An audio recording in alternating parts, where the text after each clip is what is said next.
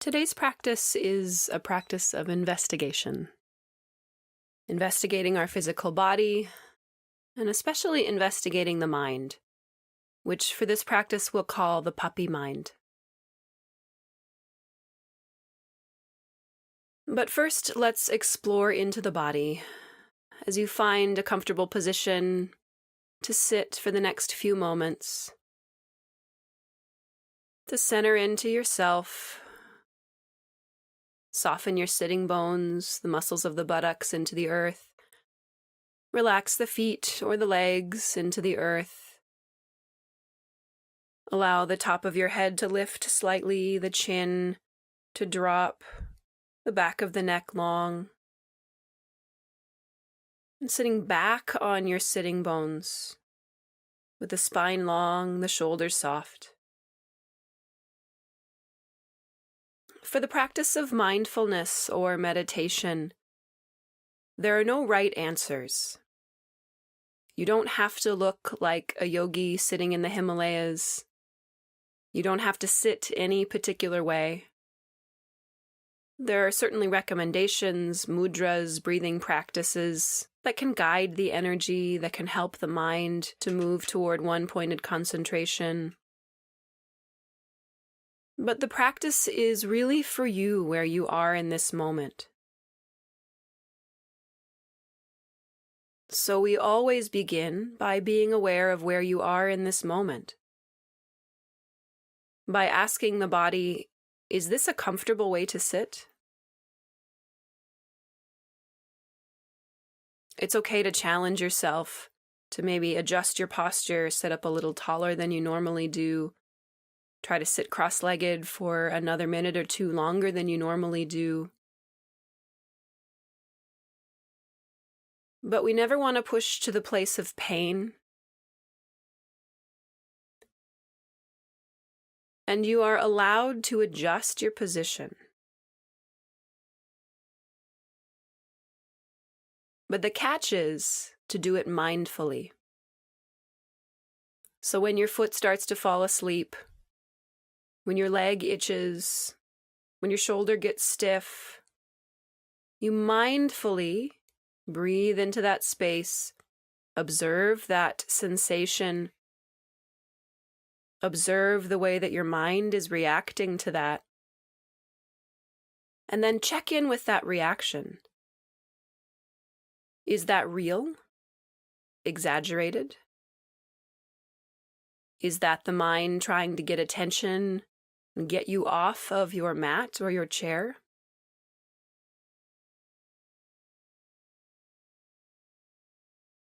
And if you decide that shifting your sitting position is a good idea, then do so mindfully, without letting it distract your mind. Mindfully, meaning bringing your full presence into what your body is doing. Staying present with the breath, acknowledging sensation and feelings, and then sinking back into presence as you let go of all of those things. As you notice the story that your mind is weaving around the sensation in your shoulder, around whatever caused that to happen in the first place. The frustration that it's happening, the judgment, and a whole mix of other emotions that are probably stacked on top of that. And we can step back and just be aware of the shoulder, or the knee, or whatever sensation is pulling the attention in your body. Just let that exist without all of the stories.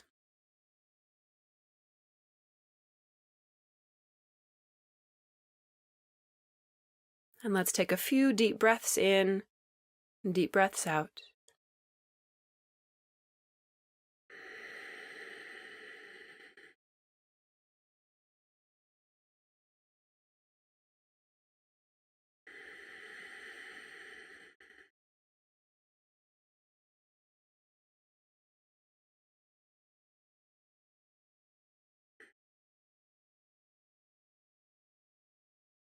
And begin to shift your attention now to the mind itself, which you'll remember we're referring to as the puppy mind.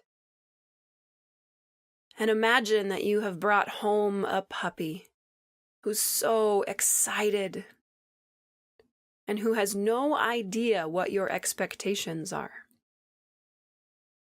No idea that it's supposed to go outside, that it's not supposed to bark or jump on you. And as you start to train this puppy in the weeks to come, you could get very frustrated with the puppy that it doesn't know what you expect.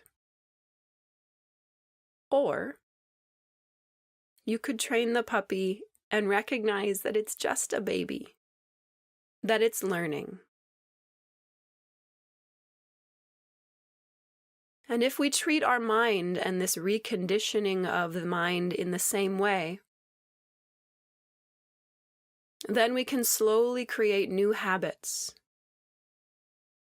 new neurotransmitters, new thought patterns, new ways of experiencing life.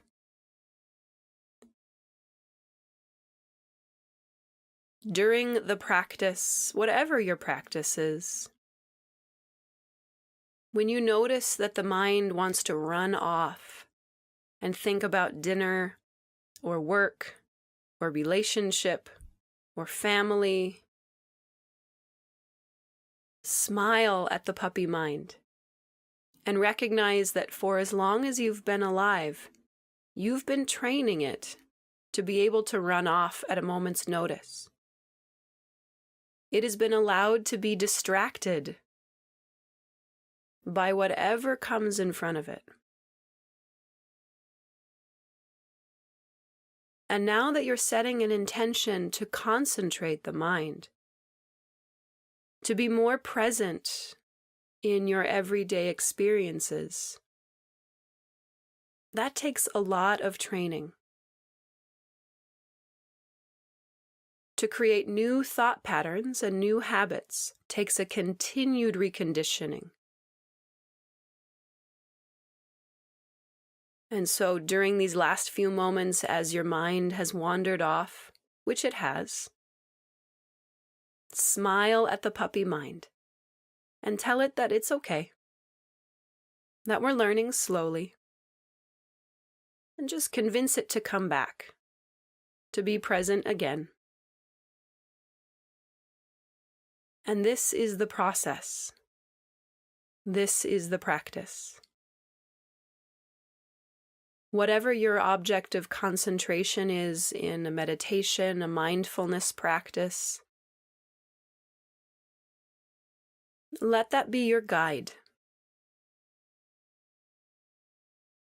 And when you notice that the story has unfolded and you haven't been paying attention for a few seconds, a few minutes, smile at the puppy and come back.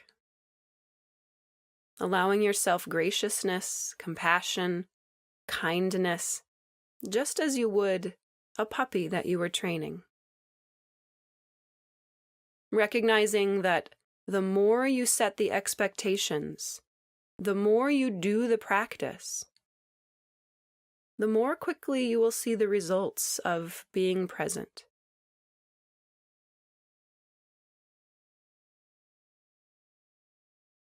Take a deep breath in, a deep breath out.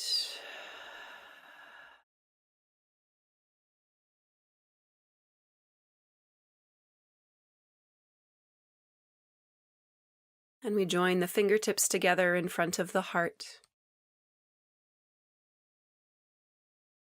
offering gratitude now to your mind, to the puppy, to your brain, to your body, to these vessels of consciousness that we have as human beings. And we offer gratitude for the gift of these vessels, for our ability to be human, to experience ourselves and our relationship with one another.